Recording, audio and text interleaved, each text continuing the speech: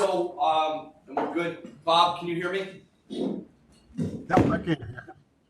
Great, thank you. Watch out for the glare off the back of my head, everyone. So, good morning. Thank you for coming. My name is Sean Silver. I'm the COO of Total Communications. It's nice to see people live. Nice to actually be in a room and do what we're doing. And it's been a long time. So thank you very much for taking the time. We appreciate it. For the people that are on virtually, people have used the term new normal. And I don't really think it's new normal. I think it's the now normal. Because who knows what it's going to be 5 years down the road, maybe even 2 years down the road. Because I never would have imagined where we are today. Before I hand it off to the people that really understand what we're doing, we have Kate, we have some other folks, James, and others from Cisco, and then we're actually going to give a little bit on Baum as well. And let's make this as interactive as we can. We've also put the account managers from Total, our director of sales, in the room. The plan is, as a follow-up action item, these folks will follow up with you. For the folks virtually, the same thing will happen. We'll follow up, see how we did, see if there's any questions. One of the philosophies we have is, we are focused on technology, but we're really client-driven. So us understanding what we can do for you is what's important.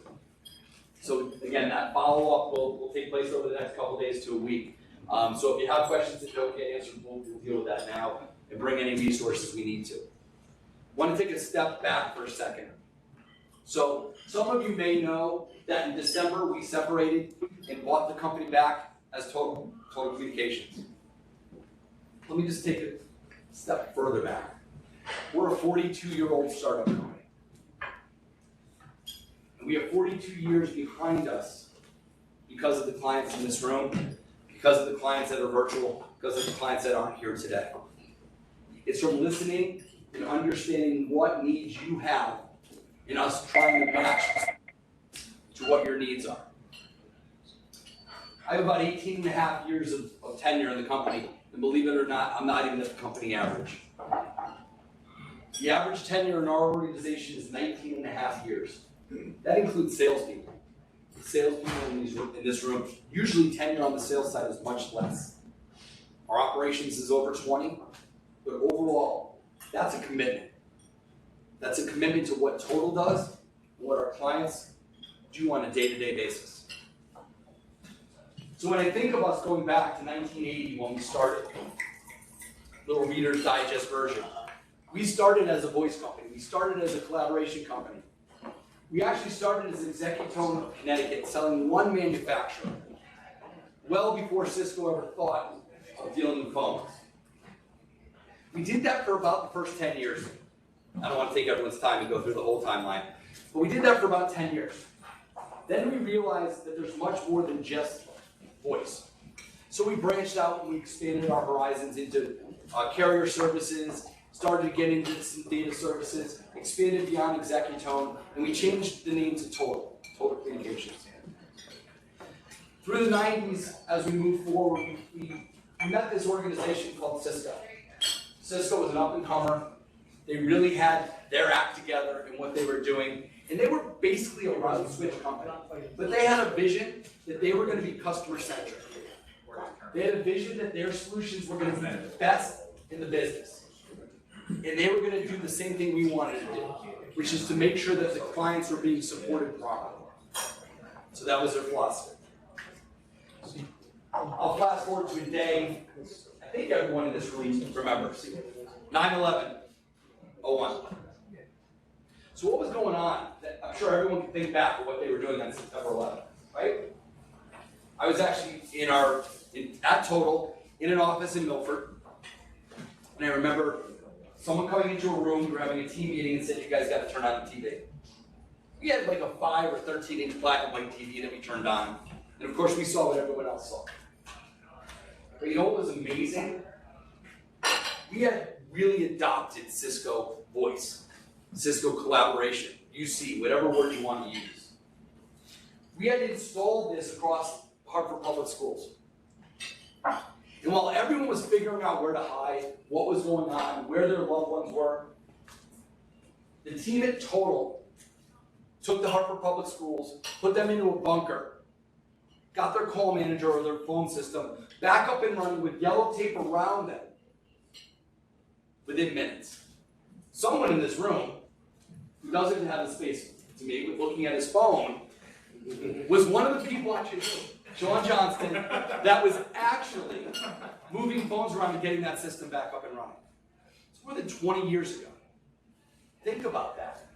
Think about where this technology is going. We fast forward all the way to 2015. We were acquired by Frontier. We'll skip through that. In December, we took the business back. And we appreciate people that have been along that journey, because the people that are in this room and our ops folks have been part of that whole process for the whole time. So we're going to talk about collaboration. We're going to talk a little bit more about that. We'll probably extend that conversation into some other aspects of it. But our partnership with Cisco is incredibly important. Almost as important as our partnership with the people that are in this room. The second part of it, when we talk about Baum, which Jeff May, I think, is going to lead the discussion, but by all means, questions that we have answers for, we'll deal with. I know we have schools here, we have commercial, we have even some municipalities. It's so frustrating, aggravating, and scary, the things we're dealing with on a day-to-day basis. And when you talk about active shooters, or you talk about the events that are going on all over, in all aspects of it, it's incredibly important. Cybersecurity is something that everyone in the world is worried about. A school doesn't want their information compromised. A commercial property doesn't want their information compromised. Municipality. I think Costa Rica as a country claimed that cybersecurity was threatening to take them down. It's amazing what's going on. So everyone in this room kind of picked a cool career. Never thought I would, when I wanted to be a fireman or an NBA player, that didn't happen. But that's where we are today. So again, I appreciate everyone taking the time. Again, I will leave my cards here in case I'm not here when this wraps up. We're going to pass it over to Kate, right, first. And Kate's going to take us off with the Cisco presentation. Any questions you have, please make it interactive, and thank you again. Thanks, Sean. Thanks, Sean. Maybe I'll go. Kate, Yeah, do you want to take the slides? I don't need the slides. You sure? No. You're good? Yeah, Okay. I'm good. I'll just kick it off here. Thank you for letting me join. First of all, I'm Bob Ritchie. I'm the regional manager for the East Territory for Cisco. Kate is one of my virtual sales specialists. I've been with Cisco for 13 years, always in collaboration, so very near and dear to my heart. I came up with the Webex acquisition. People are familiar with Webex. I hope you are. And one of the things I used to present pretty often was when I would do customer presentations that I was, as I got more advanced in my career, the PowerPoint slides were good, but I used to always kind of start with a ladder, and the ladder used to kind of go up into the clouds, and I used to try to ask my customers, where are you guys on this ladder in your collaboration journey, right? So, are you kind of near the low end of the ladder where you have a lot of things that you really want to get better at? Are you now at the high end of the ladder where you really have, everything is great? You have, customer collaboration is great, internal collaboration is great, our conference rooms look great, phone system's humming. Like, are you kind of up there? Oh, and did things happen, like the pandemic, to kind of put you back a few on the ladder, right? So it's kind of like, where are you right now, right? I think the nice thing with Cisco is that our portfolio of products, no matter where you are on the ladder, I think can help you advance, if that makes sense, right? So you may not be doing everything from a collaboration standpoint with Cisco. You could, right? Because I think that's part of our story, is you can do a lot with it. But even if you're looking to get better in just certain areas, whether it be customer-facing areas, large-scale presentations, getting to the cloud for like workloads, like telephony or contact center, things of that nature, right? Cisco can really help you with individual parts of your journey or collective parts of your journey to make your collaboration experience better within your organization. And we're going to go through, and Kate's going to go through a lot of different products that can possibly assist you as an organization to kind of get yourself up the ladder to a degree.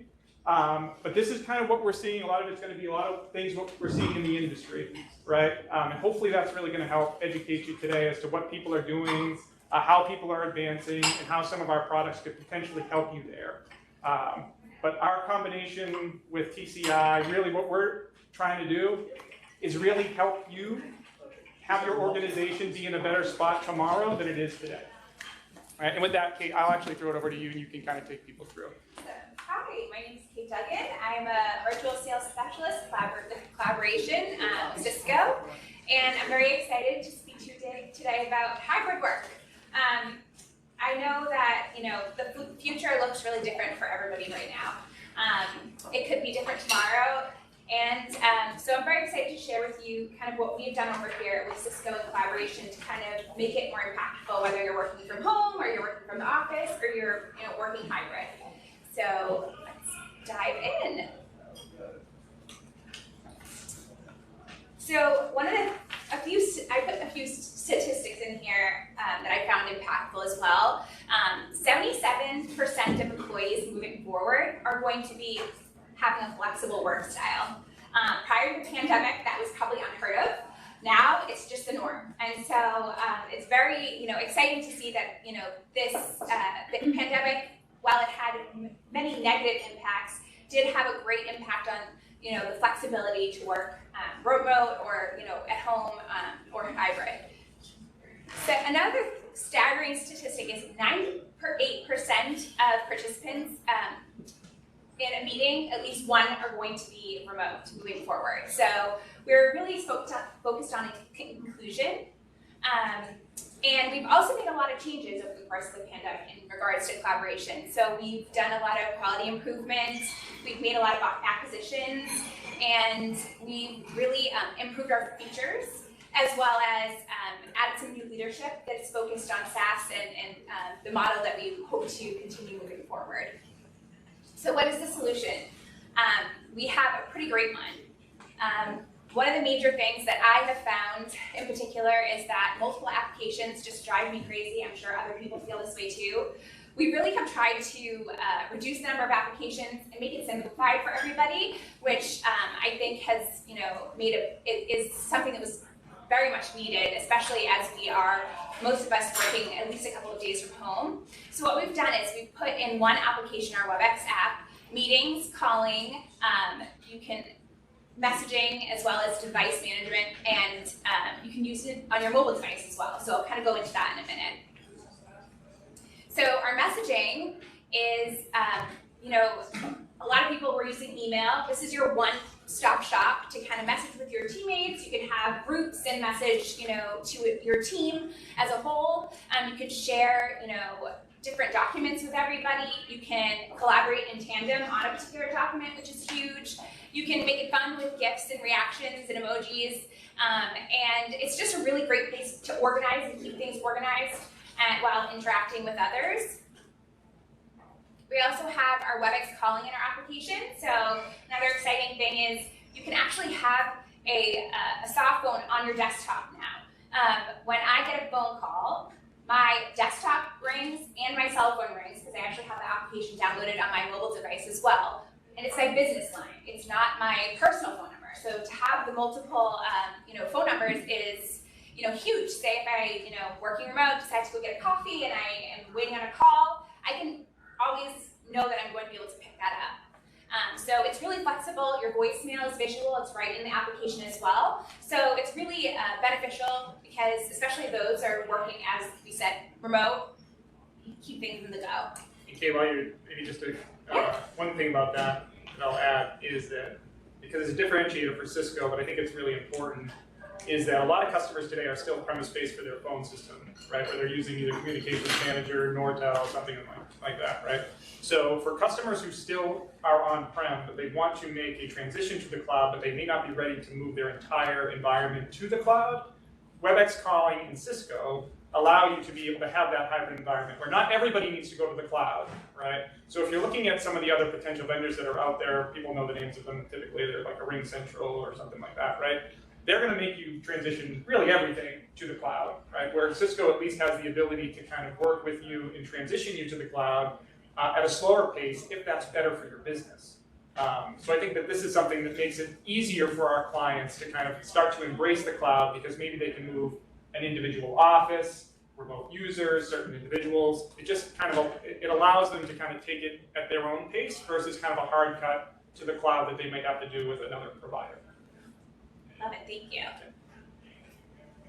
And then 2 exciting features that we've recently added is convenience recording. You can actually do recordings through DeverGo and have up to 30 days of recording for free, which is exciting. And then another thing is, which we'll dive into a little bit later, is E911 is actually included in Webex Calling. So it is typically an additional feature that is added on, but with Webex Calling, that is something you would no longer have to worry about, and it would be included in the cost, which is huge. And then meetings. We have made a lot of improvements to our meetings platform. If you haven't tried it out, let me know. I'm happy to put up a free trial for you. Love for you to get in there and check it out for yourselves. But our meetings platform has really been focused on making sure that everyone feels included, that you're in the room despite maybe not being there. I did put some slides in here because this is where I would go into a demo typically, but I don't have that ability today. So one of the exciting things that we added was, and particularly is focused on inclusiveness, is we can translate into about 127 languages at this point from 10 languages. So whether it's English to German or a whole host of other languages, everyone can actually have those subtitles at the bottom of their screen and be able to see their native language, which is exciting. Another thing is we have added the ability to remove distractions and background noise. As a mom of 2 with a 2-year-old and a 6-year-old, there's a lot of background noise in my house. So I really love this feature. Basically what it does is, if there's someone mowing the lawn next door or, someone hammering away, I think there was a jackhammer going next door yesterday, no one's gonna be able to hear that, it's really focused on your voice. And typically this is where I would scroll up a piece of paper and say, hey, this is what it sounds like without noise cancellation. And this is what it sounds like with. But yeah, something exciting, a great feature. Another thing is we have added app integration. So, there's a whole bunch of different applications, Socio, Mirror for whiteboarding, and a whole list of others that we have added into our program. They're adding applications all the time too, which is awesome. So keep your eye out for new integrations. And one I particularly am a huge fan of is Socio. It's a great platform. It makes everything so interactive, and it gives multiple choice questions. You can do surveys. You can do word bubbles, which you'll see down here. And it just really is a nice way to get people involved in a meeting. And you can also organize your meeting any way you want. So now there's a whole bunch of flexibility with the way things are laid out. And you can actually sync the stage as well. So if you are the host and you want everyone to have the same view, that is something you can do with our application. And one of the things I love to focus on, because I think it's really important, is that the NSA has rated us the top platform in terms of security. And I think that's super important because that's Cisco's bread and butter. We stand by our security. That's what we're known for. Whether it's Webex Calling, meetings, or our application, you know that you're going to have the most secure app on the out there. So, which is very exciting. And as you can see, our competition is in red. So, make note of that. Just kidding. And another cool thing is we actually have a new pricing. So obviously we've put a huge focus on combining all of these applications, but we've also put a huge focus on making it affordable. So in our Webex Suite pricing, and I'm happy to go over it with you if anyone's interested, this includes calling, meetings and events, messaging, polling, the Socio app, which you saw, is all included in our pricing, which is exciting. So I can definitely share that with anyone who's interested. And then finally, Webex Contact Center. A lot of people are moving to contact centers for their customer service platforms, whether it's on-premise or in the cloud. We love to talk about Contact Center over at Cisco, and we've really tried to make the platform easy to collaborate with, say a supervisor and those that are beneath them, but also make sure that it's really customer focused. Is there anything you want to add to the contact center piece? Well, I just think customer interaction is something that our customers are consistently saying is becoming, more and more top of mind for them, where they want to be more on the cutting edge of a contact center, meaning that the contact center capabilities that they had maybe 5 to 10 years ago aren't necessarily the capabilities that they're looking for today. And there are a lot of new features that are out there, but ripping and replacing a contact center is something that a lot of customers literally fear, right? They do not want to touch it because it's working, customers can get in, we don't want to touch it, we know there's probably better features out there, but we're nervous, right? We would love to be able to talk to you about how our contact center solution can potentially make that transition very, very simple, easy. You can get to the cloud. You can take advantage of all of the feature enhancements, things that you can put on your website, chatting. We have IMI Mobile, which is an acquisition that we made, which allows you to really text with your customers, get messages out to them, really get that interaction going. So this is very, very critical to our customers. They want customer interaction to be the most, one of the most important things that they do, and we are definitely here to be able to help you with that. And obviously, Cisco has been in the contact center business for over 10 years, so we've got great experience there. And then a huge focus for us has been our devices as of recently too. We've made some major improvements, as you can see here. This is a Cisco Webex board. We have a whole host of devices, whether it's, you're on meetings all day and you want a personal device in your office at home, or you're looking for, hot spots in your office with a Webex desk hub. We can put you right at your office to ensure that you have the highest rate technology, and makes everything so much easier, particularly in meeting spaces, to have that for that collaboration between those that are working remote and those that are in the office as well. And a really cool thing about our devices is that, as you can see here, previously there was just a focus on the board, on the whole entire boardroom, whereas now they're really focusing in on people's faces. And I think that that's amazing. Again, trying to include those that may not be in the office and making it seem like they're there as well.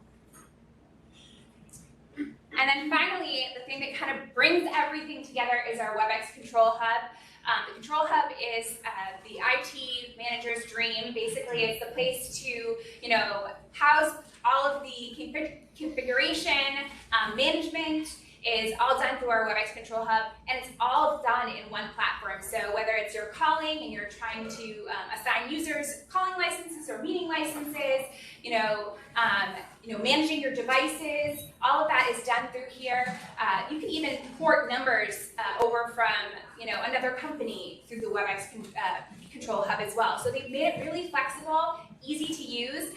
They've kind of dumbed it down a bit due to there was a lot of features on our previous site administration page. So it's a really great place to troubleshoot, just a great platform overall. Very much like if we've got Meraki customers here, very much like the Meraki dashboard for collaboration. That makes sense. Awesome. You can tie in auto attendance and things of that nature? Yeah, all is done through there. Yeah, it's awesome. And so what does success look like? Obviously it looks different to everybody, but a couple of things that we're focused on is, a flexible, inclusive, supportive, and secure and managed platform moving forward, and that's what we really have tried to do. And we would love for you to try out. Again, if anyone's interested, please let me know. I can send over a trial and get you to see what we can provide here at Cisco and with our collaboration platform. So again, I always say this because I think it's so cute, but let me help you with Webex. And if you are interested in learning anything more, please contact me. My name is Kate Duggan, and I'm so excited that I got to present to you guys today. Thank you, everybody.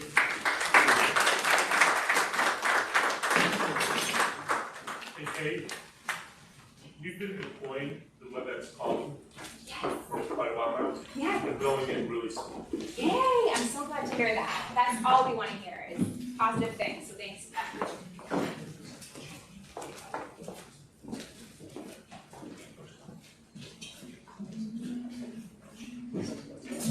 All right, everyone. Between this session and that's in the next session. And obviously, feel free to ask Kate any questions now, or you can wait till the end. But we're going to do the transition. They're going to bring in the lunch.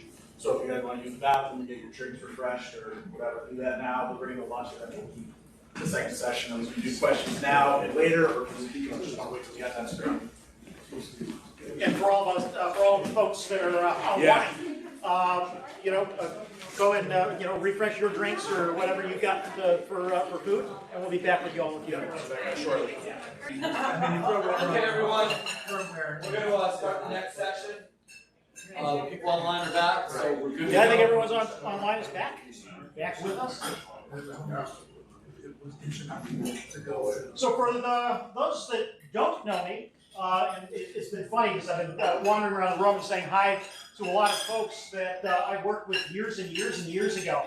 And to the point that Sean made when we started off a little earlier, it's clients like you that have kind of made us who we are.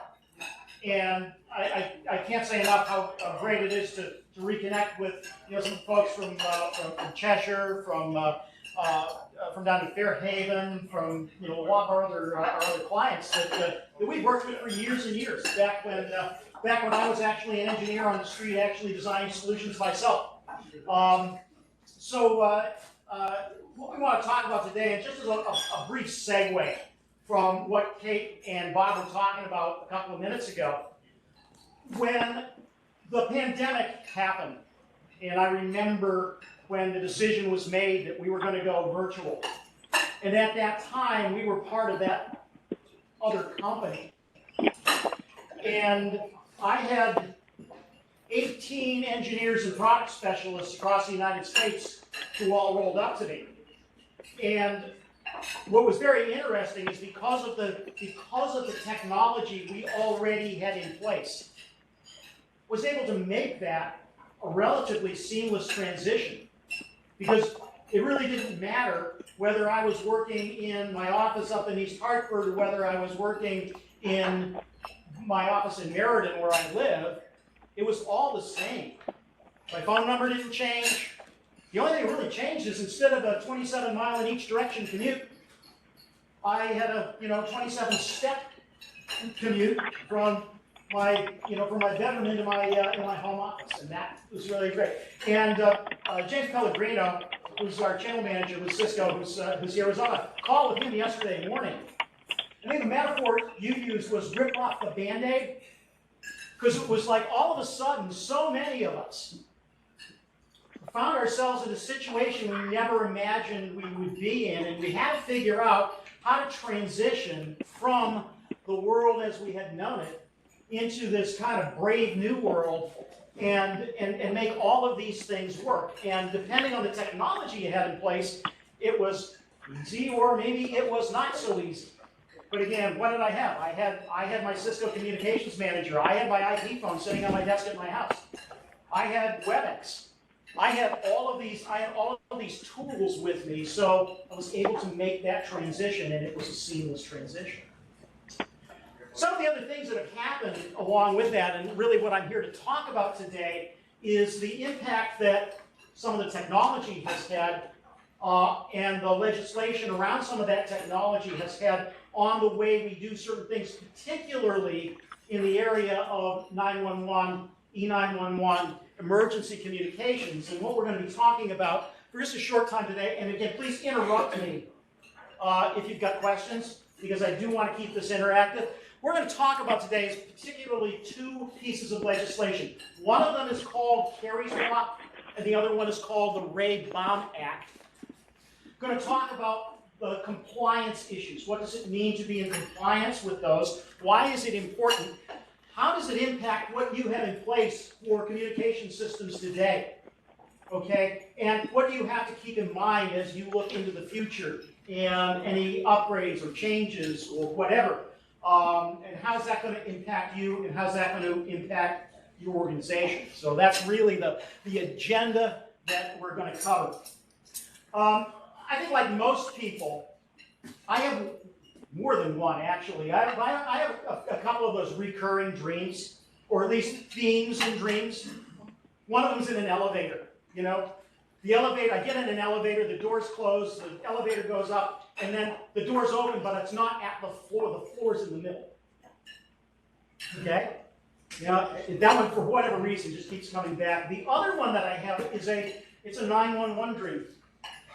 And I don't know why, and I don't know where this came from, but I'll have this dream where I'm watching some type of a disaster. I'm seeing a plane that's about to crash, or I've witnessed a train wreck, or a car accident, or something blows up.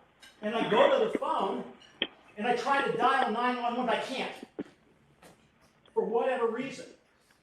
Have you ever seen a cell phone with a rotary dial on it? That comes up in my dream. I can't make it come around all the way. Okay?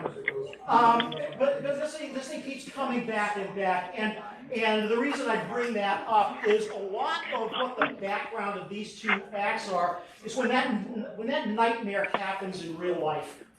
What happens when you have those nightmares in real life, and rather than wake up in the morning and, you know, that train wreck didn't happen, right? The nightmare doesn't go away. The background behind Kari's Law, it was named after a person by the name of Kari Hunt. Her name was Kari Hunt. She was down in Texas. She checked into a hotel room and met with her estranged husband, who then proceeded to beat her up and attacked her. Her daughter, who was 9 years old, attempted to go to the hotel phone and dial 911. And as James Earl Jones used to say in that Verizon commercial, the call did not go through. And the reason it didn't go through, and the 9-year-old didn't know this, because she'd been told to go to the telephone and dial 911 in an emergency. But in the hotel, you had to dial 9 first, or the call didn't go out. And she tried 4 times, and she finally ran out of the room and got down to the front desk, and they were able to summon help, but that time it was too late. And that was the impetus behind this law that we call Kari's Law. The Baum Act really comes out of the need to adapt to new technology. It's a little more complicated, and I'm going to explain what each one of those are. But those are kind of the background behind where these two pieces of legislation came from. The takeaway for everyone here in the room is with a little understanding of what these pieces of legislation are, why they're important to you, and what you might need to consider, is to put a plan in place. What is your plan? Rather than all of a sudden finding out that, oh, I've got to make an upgrade, but I can't upgrade because it means I've got to bring my system into compliance. Eventually, you're going to have to. So it's best to start planning for that now. And as you're looking at new solutions, as you're looking at maybe migrating from what you've got in place today to what you're going to put in place, how is that going to affect compliance with these particular, with these particular pieces of legislation? So that's really the takeaway from what we're going to talk about here. It's having an emergency plan, understanding what you're going to have to put into your budget, because some of these may actually have significant impact on cost. So you want to take that into account. It may have impact on logistics, and it may depend on whether you're a single site, multiple site, you have work at home people, they've got phones. That all plays into the conversation. So specifically, let's talk for just a moment about Kari's Law. I told you where Kari's Law came from. I told you the reason, and it's pretty simple. The whole story behind Kari's Law is really pretty simple. It simply means that if you've got a multi-line telephone system, you've got a phone system in your place of business, in your municipality, and it has the ability to dial to the switch public network. If I can pick it up and I can make a telephone call from that phone, it must enable someone to grab that phone and just dial 911 and be connected to the PSAP, to the Emergency Response Center, without having to dial a prefix digit. I don't have to dial 911 or 7-911 or whatever the prefix digit that you use in your organization is. I have to be able to pick up the phone, just dial 911, and have that get out to that Emergency Response Center. It applies to any and all systems that were installed after February 16, 2020. And it also applies to any existing systems that are in place where making the programming changes to accomplish that are technically feasible. So even if you had something that would be otherwise considered grandfather, if it is technically feasible to make the programming changes necessary to comply with Kari's law, you are required to comply. Any questions about Kari's law? Like I said, this one's pretty simple. Everyone, yeah, straightforward. And just as an FYI, any telephone system, any communication system that came from Total Communications that is currently supported is capable of being programmed to comply with this act. Okay? The other piece of this, and there's some more stuff on this slide, and maybe for people in the back it's a bit of an eye chart, is the Baum Act. And it's named after, there was a Public Utilities Commissioner in Oregon who ultimately became an advisor to the Federal Communications Commission and to Congress. He passed away about, I don't know, 7 or 8 years ago, I think, of cancer, and they named this act after him because his thing was about using telecommunications in the safety environment. And so they named the act after him, and that's where the name of the Baum Act comes from. The specifics about the Baum Act and the important points to remember is, number one, it means that when I pick up your telephone in your office, in your building, in your municipality, in wherever, and I dial 911, that the phone system has to be able to provide the 911 dispatcher with what they call a dispatchable location. And what the dispatchable location means, not only the address, not only your street address or the building address, but if you're a multi-floor building, it has to say what floor that call came from. If you've got multiple wings on the building, or if you're in a campus environment, it has to also say, which building on the campus, or which wing of or even what room that telephone set is located in, where somebody dialed 911. It also requires that the system provide a valid callback number. So it has to provide a valid callback number, and where technically feasible, it has to go directly back to the telephone that placed the 911 call. That way, if somebody starts to place a 911 call and they fall on the floor because they're having a heart attack, or the phone line gets disconnected for whatever reason, or they hang up, then the dispatcher can call that telephone back. So that's the other requirement or definition of what a dispatchable location is. Your system, if it was installed prior to January of 2021, may or may not have that capability built in, but it can be added, okay? So just be aware of that. The other requirement of the Baum Act is that somebody in the building in a position of responsibility has to be notified that a 911 call was placed from within the building and who made that call. Whether that's your front desk, security personnel, somebody in the main office, somebody in the building needs to be notified that a 911 call was placed and where it was placed from. That way, when the emergency responders arrive, they've got somebody who can help guide them to that. And there's somebody in the building who may be able to provide advanced support until the emergency responders arrive. The compliance timeline, and this is one of the questions that I get asked this question, heck, if I don't get asked this question 5 times a week, am I grandfathered? Do I have to do this right now? Because sometimes there's, as I said, sometimes there's some expense involved in doing that. Any systems that were installed after January 6th, I've heard that date before, January 6th, 2021. Any fixed location system, which means you're in one building, you don't have teleworkers, you're just in one building, okay? One location. Any fixed location systems had to be compliant as of January 6, 2021. Any non-fixed, and I am going to get into a little more definition around what non-fixed means, any non-fixed locations had to be compliant 1 year after that date, January 6, 2022. This also applies to any systems that are upgraded. that had a significant, what the FCC calls, or actually what the Act says, is a significant upgrade to the system after January 6, 2022, January 6 of this year.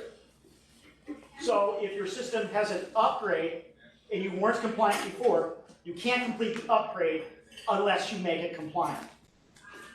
And that's what the Act says. Now, one of the questions that we went back to the attorneys with, because of course, when we became fully aware of all of this and we started to look at the implications, I'll talk about the implications in a couple minutes, we started to look at them and say, okay, there's that word, substantial upgrade. What does that mean? Well, my friends at the FCC are not known for, defining things very well. I used to hold a first-class radio telecommunications license when I was in the radio business many, many years ago. And I had friends run afoul of the FCC. You do not want to become their hobby.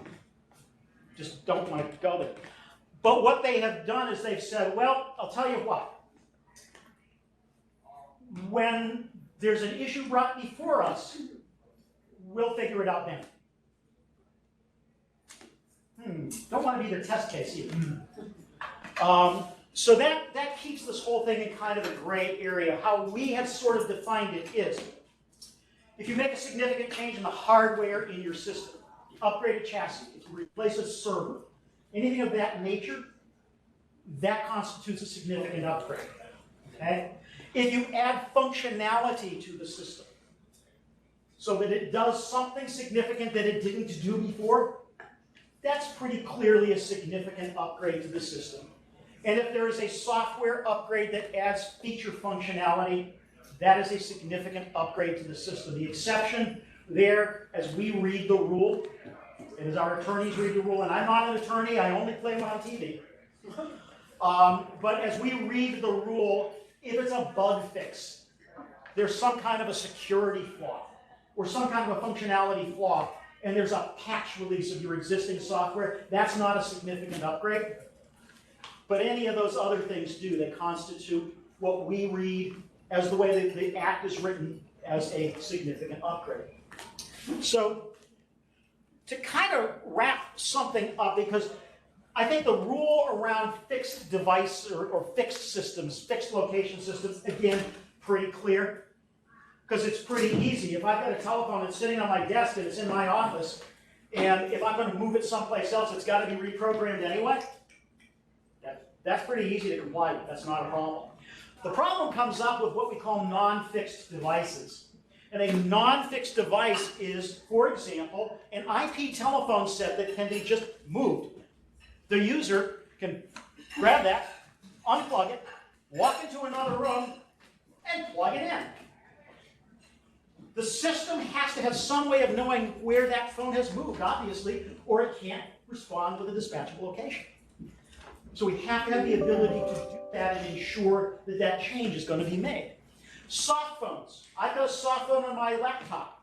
What happens if I dial 911 from my laptop or from my smartphone? The good news around most smartphone apps, they go back and talk to the office telephone system. If I dial 911 on most of those, including the ones from Cisco, it will actually switch it over so that it goes out from the cell phone itself. So it can use the cell phone's geolocation features to be able to locate where it's coming from. And here's the biggies. Phones that are located in remote locations. This is the real tricky one. Because it's easy enough if I've got an office in East Hartford, and I've got an office in Milford, and I've got an office in Worcester, Massachusetts, I can put a local gateway in each one of those offices, bring local telephone lines in. I'm good. Because any 911 call is placed from that office and go on that local gateway through a zip trunk, and we're fine. Okay? Because we'll get the dispatchable location. But I live in Maryland, and I've got an IP phone sitting on my desk. And it's an East Hartford phone number. Okay? And if I pick up that telephone and I dial 911, it's good. I don't have a local gateway in my house in Maryland. It's going to go out through the phone system in East Hartford. And what the law requires, what the Act requires, is that we've got some way of not routing that to the East Hartford PSAP. It's got to be routed to the Meriden PSAP. Or if you've got somebody who's working in another state, like Bob Williams here, is one of my SEs. He's our lead SE. Hi, Bob. Say hi, everybody, Bob. Hi. He's in Orlando, Florida. Okay? He's got an IP phone on his desk, too. Okay? And so there are services using SIP trunks that allow us to take those calls, and if somebody dials 911, instead of going out over the local trunk, goes out over that special SIP trunk to a service that goes, oh, you're in Orlando, Florida? Here's the responsible PSAP. Here's the responsible answering location. And it routes it to that responsible answering location.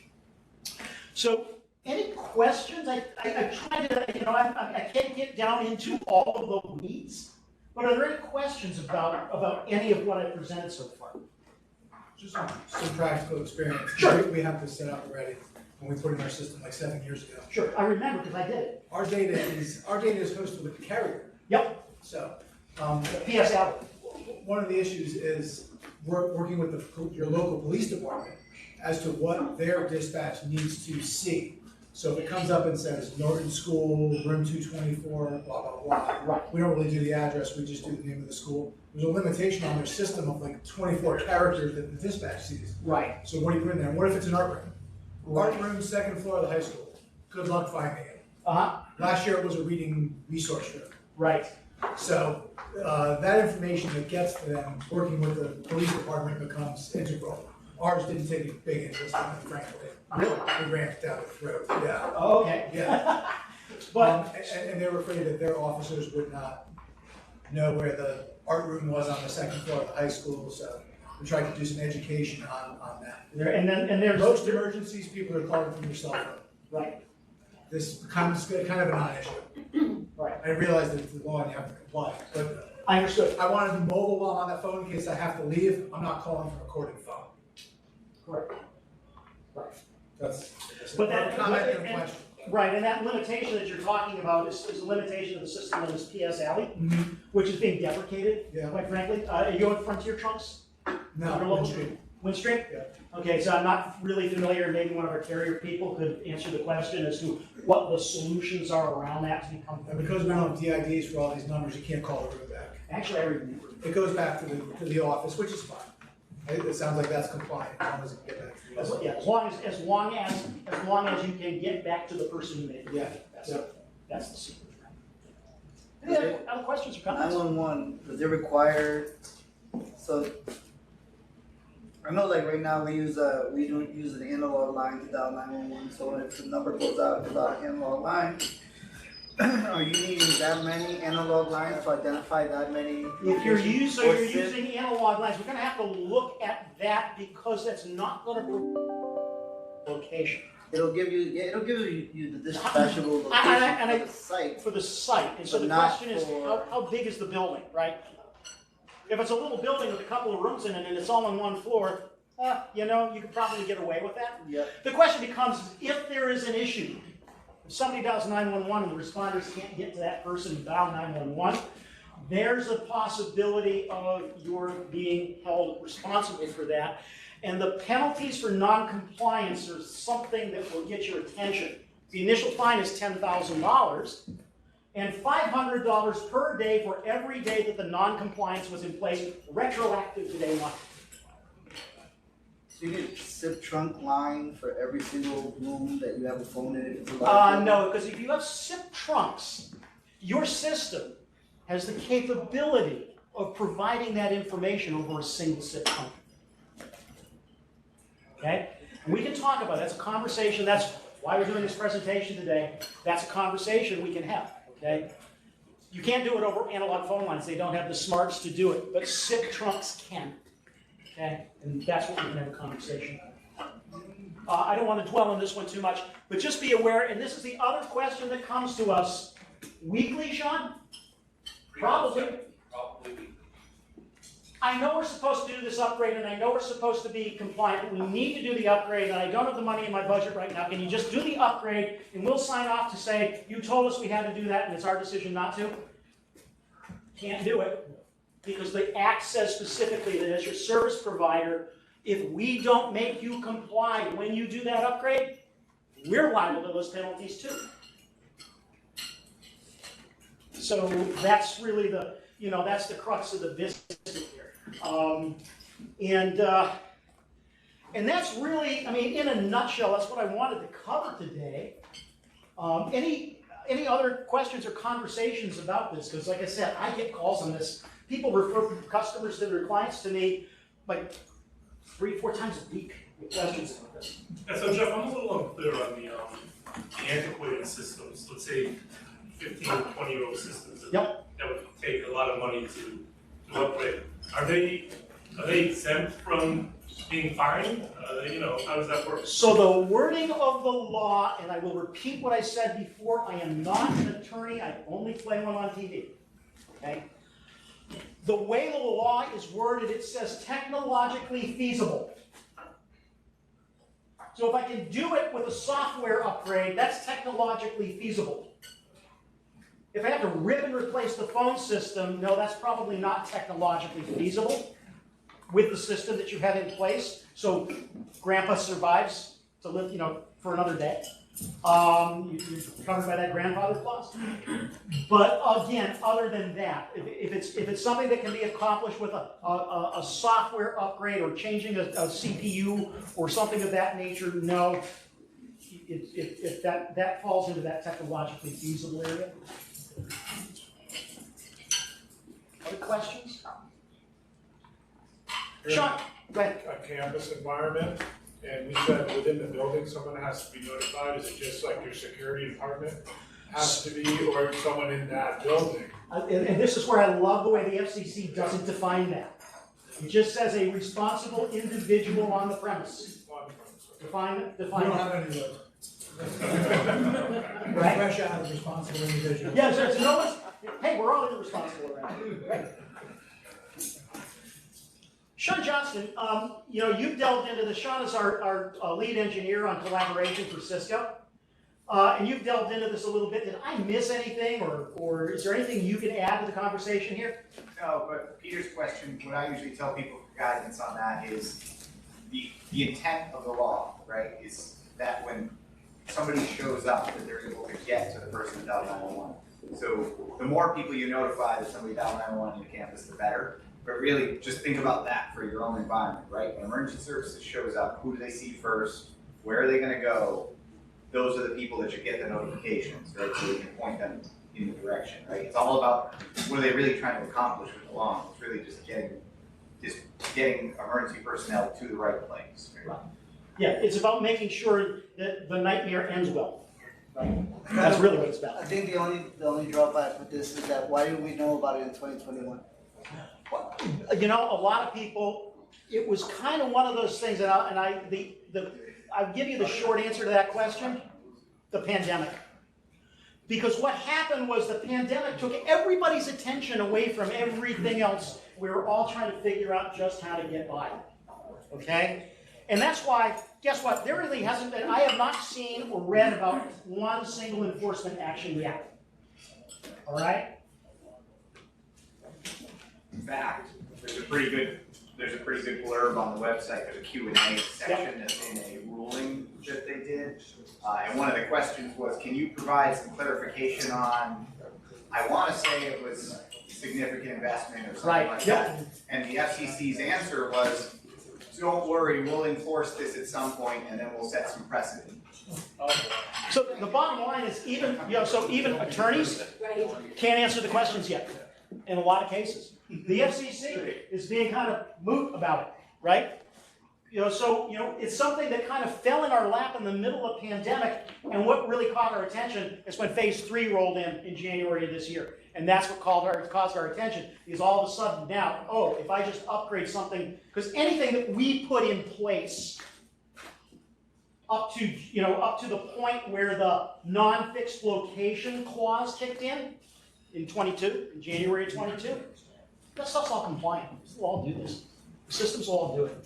Okay? It's that non-fixed location piece, and that kicked in this year, and that's what kind of got everybody's attention, because everybody in the industry started going, all the vendors, all the manufacturers, Cisco and Mitel and NEC and all the other manufacturers who make these systems started to reach out to their partners and say, oh, by the way, we hadn't mentioned this up until now, but, oh, thanks, guys. Appreciate that.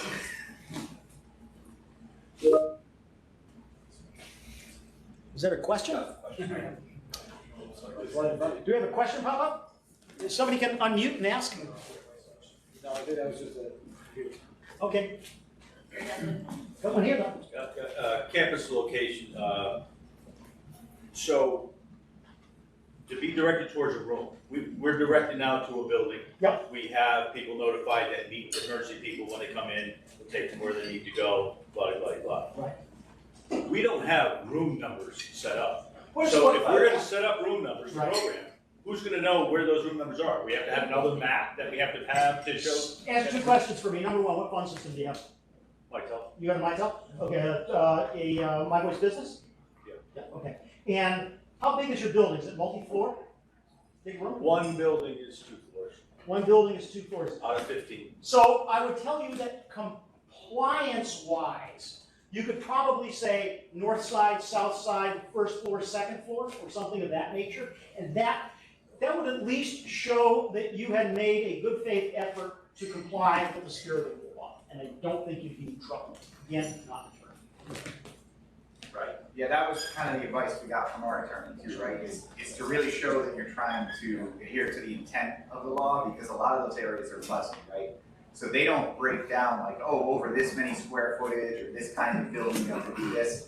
They really just say, hey, you need to provide a way for people to get to the place where the emergency is, and then they don't really, and then they say such as floor, room, whatever, they give them as examples, they don't give them as hard rules.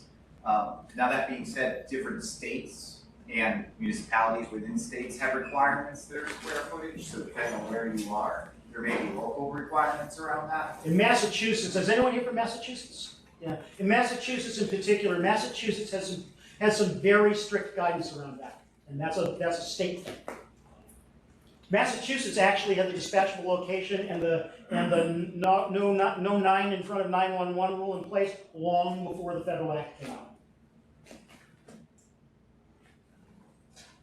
Anything else? Jeff, I'm working with a municipality in Mass, and the police department just had an audit done. Yep. And a lot of numbers didn't go where they were supposed to, so we're in the process of a project there. Right. Well, again, thank you, everybody. I can't tell you enough how much I appreciate everybody coming here. It's been a great pleasure to see faces that, heck, some of you folks I haven't talked to for 6, 7, 8 years, and I was, very much involved in the implementation of some of your solutions back then, and I just, thanks so much for coming. I appreciate it.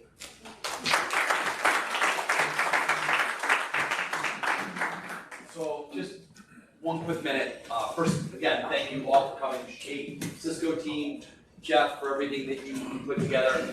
Hopefully from the audience it was valuable, good time well spent, not just chicken farm. You guys got a lot out of it. Again, your team, the total team will follow up just to make sure questions come up. Sometimes you think of something a day or two later, whatever it is, by all means you can reach out to us, but I will make sure that our team reaches out to you. Thinking about an emergency, and looking around the room, and we talk about things that have happened recently. It isn't new. We have someone in our room here whose relative was, I don't know if anyone remembers Harper Distributors, the employee, so it can happen anywhere, okay? Mike Rosenstein's father was one of the people he actually survived, how many years ago? 11. 11 years ago. He was one of the people impacted. It's impacted people in whether it be commercial, whether it be K-12, private schools, it doesn't matter. Unfortunately, there's no guidelines of who's going to be next or where they're going to go. I think your idea about trying to get some sort of the best you can, north, south, east, west, first, second, as an example, is critically important. It's more for the safety of your team, your clients, your students, whatever it may be. So think about that. The second thing is, I want to bring it back. I know you mentioned Mitel. This is Cisco. We want to thank Cisco. We know there's folks with other collaboration solutions. I know there's a couple Mitels in the room. Some of you use Cisco for other things. Listen, at Total, we want to help you. That's what our goal is. We talk about our partners. We're partnered with not only Cisco, not only Mitel, a variety of different things for different solutions. We want to be your trusted advisor. We work very hard at it. We bring the right person out, and we want to make sure we're there. Bob Williams, we keep referring to it. It's not that we don't have a great team. I call him our Michael Jordan. He's on our team. He's a CCDE, specializes in security, although he understands everything. We can set up meetings, although he's remote, with anyone here. He understands at almost any level how to do it. He's had his CCIE for 20 plus years. His CCD is a credential that very few partners have. And the one thing about our use of Bob is he's customer facing, he's client facing. So just to run some things past him, get your account manager involved. We can bring him or anyone on his team.